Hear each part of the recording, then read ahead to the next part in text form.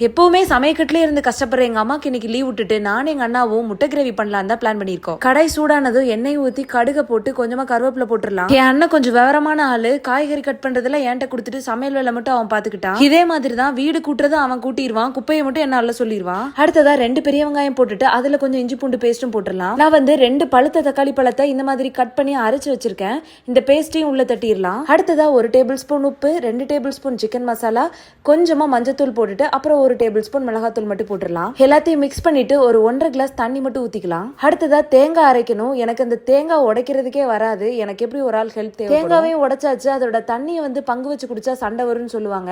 அதனால அந்த பெரிய மனுஷனே குடிச்சிட்டான். அரை மூடி தேங்காய் அரைச்சு ஊத்திட்டு 5 நிமிஷம் அதை கொதிக்க விட்டுட்டு நம்ம இந்த மாதிரி முட்டையை ஆட் பண்ண வேண்டியதான். எங்க வீட்டுல நாங்க 5 பேர், அதனால 5 முட்டை உடைச்சு ஊத்தியாச்சு. இப்ப அதை மூடி போட்டு கொதிக்க விட்டுட்டு அதை இனி சர்வ் பண்ண வேண்டியதா. இப்ப அம்மாக்கு கொடுத்த அம்மாக்கு ரொம்ப பிடிச்சிருந்துச்சு. நீங்களும் இந்த மாதிரி அம்மாக்கு ரெஸ்ட் கொடுத்துட்டு சமைச்சு பாருங்க. அதோட சந்தோஷமே வேற. அடுத்து என்ன ரெசிபி செய்யலாம்னு கமெண்ட்ல சொல்லுங்க.